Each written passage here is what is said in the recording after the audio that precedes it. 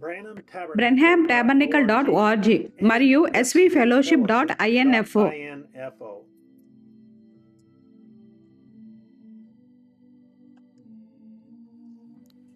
ఈ రోజు శనివారం జూలై 26, 2025. ఇప్పుడు బ్రెన్హామ్ టాబర్నికల్ నుండి పక్షిరాజులు కూడుకొనుచున్నవి లేక. ప్రియమైన షరతులు లేని వధువా, గడిచిన వారము ప్రభువు మనకు ఆయన యొక్క వాక్యమును బయలుపరచుచుండగా క్యాంపు వద్ద ఆయన మనకు ఎంతో అద్భుతమైన సమయమును అనుగ్రహించాడు. ఆయన యొక్క వాక్యము ద్వారా మన యొక్క సంపూర్ణత, ఆయన యొక్క వాక్యము, ఈ వర్తమానము టేపులలో ఉన్న దేవుని స్వరమేనని రుజువు చేశాడు. అవన్నీ ఒకటే. యేసుక్రీస్తు నిన్న, నేడు మరియు నిరంతరము ఒకటే రీతిగా ఉన్నాడు. వర్తమానము నుండి వర్తమానికుడిని వేరు చేయడానికి దెయ్యము ఏ విధంగా ప్రయత్నిస్తుందో మనం విన్నాము. అయితే ప్రభు అయిన యేసునకు స్తుతి చెల్లును గాక. స్వయంగా దేవుడు తానే ఆయన యొక్క బలమైన దూత ద్వారా మాట్లాడి మరియు మనకు ఇట్లు చెప్పాడు. ఒక మనిషి దేవుని చేత పంపబడి, దేవుని చేత అభిషేకించబడి, ఒక నిజమైన యెహోవా ఇలాగూ సెలవిచ్చుచున్నాడుతో వచ్చినప్పుడు ఆ వర్తమానము మరియు ఆ వర్తమానికుడు ఒకటే అని మనము కనుగొంటాము. ఎందుకనగా అతడు వాక్యము వెంబడి వాక్యము, యెహోవా ఇలాగూ సెలవిచ్చుచున్నాడుకు ప్రాతినిధ్యం వహించడానికి పంపబడ్డాడు. కావున అతడు మరియు అతని వర్తమానము ఒక్కటే. మీరు వర్తమానికుడి నుండి వర్తమానమును వేరు చేయలేరు. రెండూ ఒక్కటే. యెహోవా ఇలాగూ సెలవిచ్చుచున్నాడు. అబద్ధపు అభిషేకం గలవారు ఎవరైనా ఏమి చెప్పినా లెక్కలేదు. వారు ఒక్కటే అని మరియు వేరు చేయబడలేరని దేవుడు చెప్పాడు.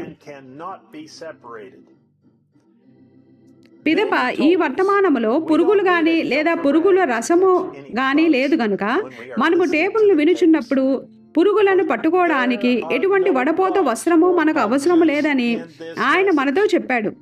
అది ఎల్లప్పుడూ స్వచ్ఛముగా మరియు శుభ్రముగా పారుచున్న ఆయన యొక్క ఊటయై ఉన్నది. నిరంతరము ఉబుకుతుంది, ఎన్నడూ ఎండిపోదు, కేవలం ఉబుకుచూ మరియు ఉబుకుచూ ఉంటుంది. మనకు ఆయన వాక్యం యొక్క ప్రత్యక్షతను అధికముగా మరియు ఇంకా అధికముగా ఇస్తుంది. ఆయన మనతో చేసిన నిబంధన తిరస్కరించబడలేనిది, మార్చబడలేనిది, అయితే అన్నింటికీ పైగా షరతులు లేనిది అని ఎన్నడూ మర్చిపోకూడదని ఆయన మనకు జ్ఞాపకము చేశాడు.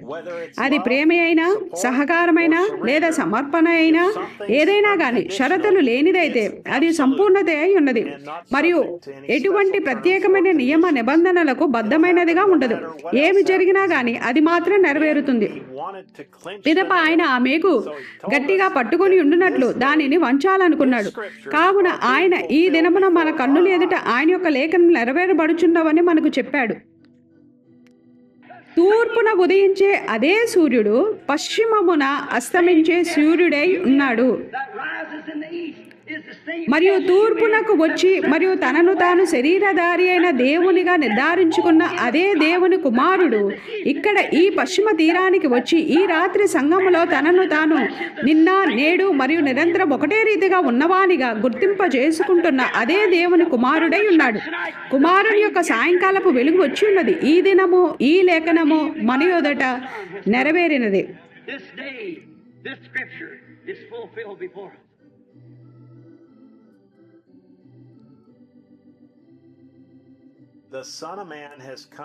మనుష్య కుమారుడు మరలా మన దినమున శరీరములో వచ్చాడు.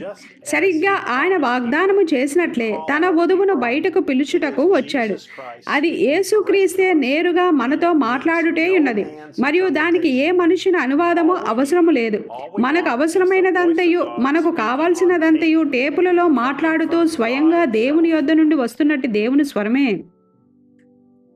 అది వాస్తవము చేయబడిన వాక్యం యొక్క నెరవేర్పు యొక్క బయలుపాటై ఉన్నది మరియు మనము ఆ దినంలో జీవిస్తున్నాము.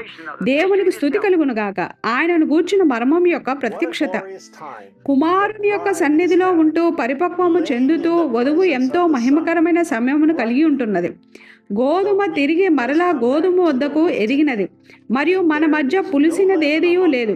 దేవుని యొక్క స్వచ్ఛమైన స్వరము మాత్రమే మనతో మాట్లాడుచు వాక్యమై ఉన్న క్రీస్తు యొక్క రూపంలోనికి మనల్ని మలుచు తయారు చేస్తున్నది. మనము దేవుని కుమారులము మరియు కుమార్తెలమై ఉన్నాము. ప్రపంచ చరిత్రలోనే అత్యంత గొప్ప కాలమైనట్టి ఈ కాలములో మనము రావడానికి ఆయన ముందుగా నిర్ణయించుకున్న ఆయన యొక్క గుణలక్షణమై ఉన్నాము. మనము విఫలము కాము అని, మనము రాజీపడమని, అయితే మనము ఆయన యొక్క నమ్మకమైన విశ్వసనీయమైన వాక్య వధువై ఉంటామని, అబ్రహాము యొక్క రానయ్యున్న అతీతమైన రాజ సంతానమై ఉన్నామని ఆయనకు తెలుసు. ఎత్తబడుట సమీపంలో ఉన్నది, కాలము ముగింపునకు వచ్చి ఉన్నది. తనను తాను సిద్ధపరచుకున్న ఆయన యొక్క వధువు కొరకు ఆయన వచ్చుచున్నాడు. ఆమె కుమారుని యొక్క సన్నిధిలో కూర్చొని ఆయన యొక్క స్వరము ఆయన యొక్క వధువునకు వస్త్రధారణ చేయుటను వినుచున్నది. త్వరలోనే మనము కాలమనే తెరవకు అవనున్న మన ప్రియులను చూడటం ప్రారంభిస్తాము. వారు మనతో ఉండుటకై వేచి ఉంటూ పరితపించుచున్నారు. ఈ టేపులు ఆయన యొక్క వధువును పరిపూర్ణము చేయడానికి దేవుడు ఏర్పాటు చేసిన మార్గమై ఉన్నవి. ఈ టేపులు మాత్రమే ఆయన యొక్క వధువును ఐక్యపరుస్తాయి. ఈ టేపులు ఆయన యొక్క వధువునకు దేవుని స్వరమై ఉన్నవి.